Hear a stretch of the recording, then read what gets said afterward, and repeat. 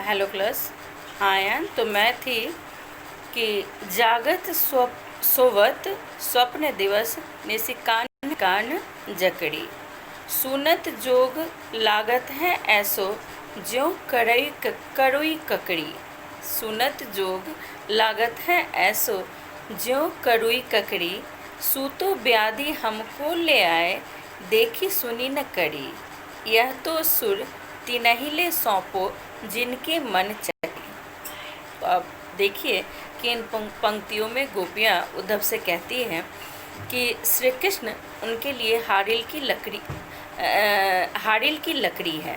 हारिल एक प्रकार का पक्षी है जिसे लकड़ी का सहारा चाहिए होता है। तो गोपियाँ अपने आप को हारिल पक्षी की लकड़ी के समान बताती हैं। वो कहती हैं जिस तरह हारिल पक्षी लकड़ी के टुकड़े को अपने जीवन का सहारा मानती है, लकड़ी के टुकड़ों को अपने जीवन का सहारा मानती है, ठीक उसी प्रकार श्री कृष्ण हमारे लिए हैं। श्री कृष्ण हमारे जीवन का आधार है, क्योंकि हमने तो श्री कृष्ण को वर्ण कर लिया है। ठीक है, श्री कृष्ण को हमने अपना प्रेम दिया है, श्री कृष्ण को हमने वर्ण किया है, तो श्री कृष्ण ही हमारे जीने का आधार है। उन्होंने मन, गोपियाँ उद्धव से कहती है कि यूं ही नहीं बल्कि हमने तो अपने मन, कर्म, वचन से, अपने मन, कर्म, वचन से जो नंद बाबा के पुत्र श्री कृष्ण हैं उनको अपना माना है। मन से, कर्म से, वचन से, सभी से हमने जो नंद बाबा के पुत्र हैं श्री कृष्ण उन्हें अपना मान लिया है। अब गोपियाँ कहती है, देखिए इन पंक्तियों में गोपियाँ कहती है जागत सोवत स्वप्न दिवस निशि कान कान जकड़ी। ठीक है, अब देखिए इन पंक्तियों में गोपियाँ कहती कि जागते हुए, सोते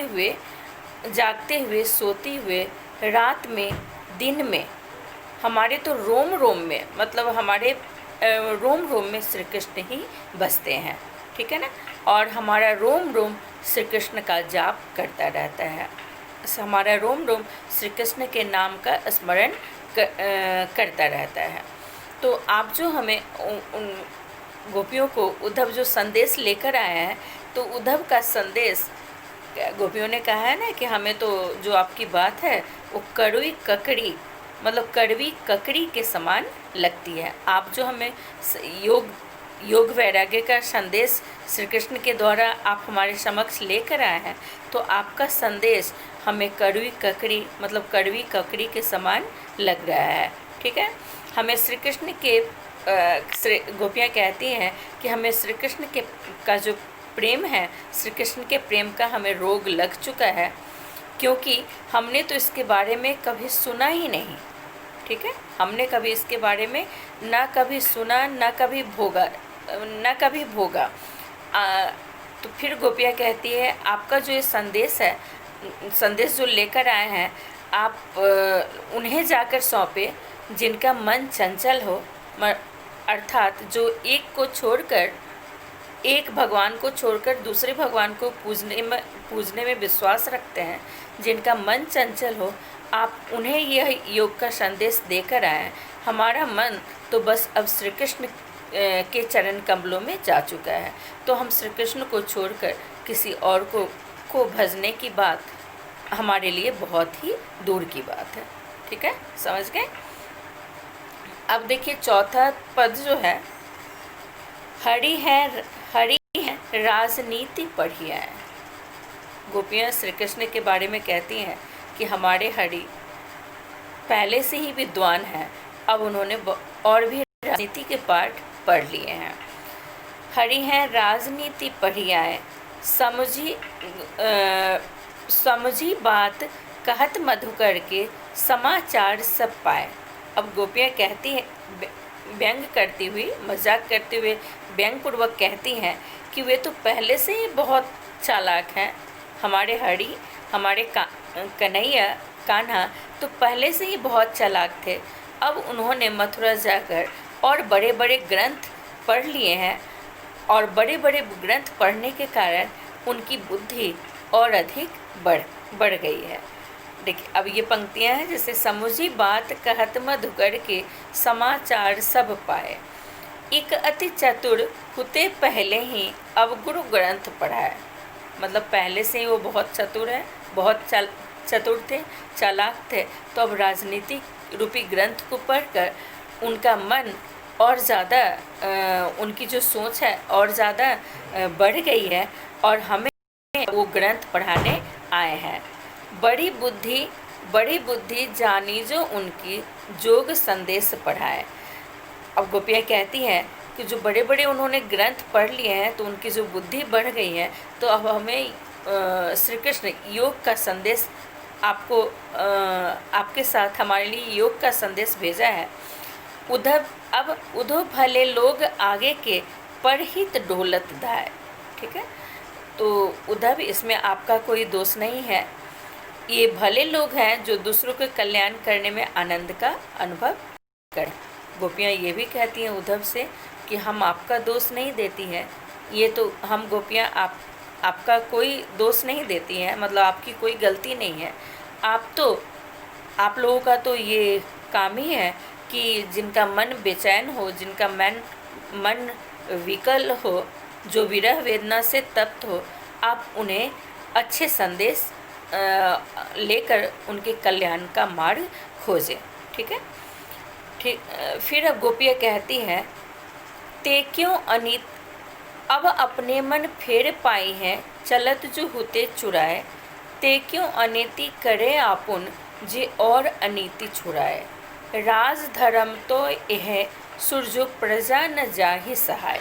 ठीक है, अब जब गोपियाँ उद्धव से कहती है कि आप जब मथुरा जाएंगे, मथुरा जाकर श्री कृष्ण से कहेंगे कि हमारा मन भी अपने साथ, जब आप श्री कृष्ण से हमारा संदेश देंगे कि जब श्री कृष्ण हम गोपियों से बिछुड़ कर गए थे तो साथ ही साथ वे हमारे मन को भी अपने साथ ही वो हमारे मन को भी लेकर चले गए थे, तो वो ऐसा करे जो हमारा मन चुरा कर ले गए थे, हम गोपियों के मन को वो वापस कर दे।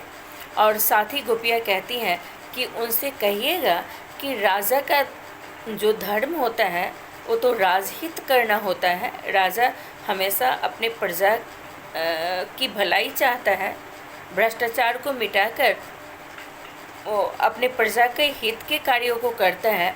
तो अपने प्रजा के हित का ख्याल रखे, उन्हें किसी प्रकार के कष्ट को उन्हें किसी प्रकार का कष्ट नहीं पहुंचने दे, क्योंकि अभी उनका यही राजधर्म है।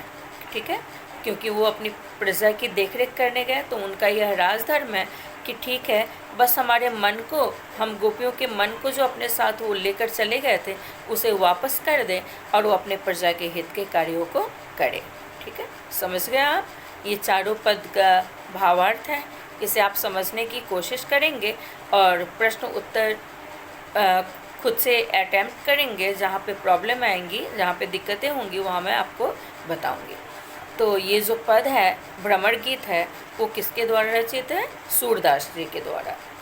तो आपको मैं बता दूं कि सूरदास जी का जन्म 1478 में माना जाता है। एक सही तरह से नहीं पता, लेकिन 1408 जो हमारे विशेषज्ञ हैं, विशारद हैं, जो लोग जो हैं, उन्होंने माना है कि इनका जन्म 1478 में हुआ था। एक मान्यता के अनुसार, मतलब ये भी नहीं पता कि इनका जन्म कहाँ हुआ था। एक मान्यता के अनुसार इनका जन्म मथुरा के निकट रुनकता या रेणुका क्षेत्र में हुआ था। मथुरा के निकट रुनकता या रेणुका क्षेत्र है, वहीं पर इनका जन्म माना जाता है। जबकि दूसरी मान्यता के अनुसार इनका जन्म स्थान दिल्ली के पास सिंही माना जाता है। दिल्ली के पास सिंही स्थान है, वहाँ पे इनका जन्म माना जाता है। महाप्रभु वल्लभाचार्य के शिष्य सूरदास, ये महाप्रभु वल्लभाचार्य के शिष्य रहे। तो महाप्रभु वल्लभाचार्य के शिष्य सूरदास अष्टछाप के कवियों में सर्वाधिक प्रसिद्ध हैं। अष्टछाप के कवियों में बहुत ही प्रसिद्ध हैं। सुर, वात्सल्य और श्रृंगार के श्रेष्ठ कवि माने जाते हैं। ये श्रृंगार रस के कवि माने जाते हैं। तो वात्सल्य और श्रृंगार दोनों रस के कवि माने जाते हैं। इनकी मृत्यु 1583 में पारसौली में हुई। इनकी मृत्यु जो है वो 1583 में पारसौली में हुई। इनकी प्रमुख कृतियाँ हैं सूरसागर साहित्य लहरी, सुरसारावली, सुरसागर साहित्य लहरी और सुरसारावली।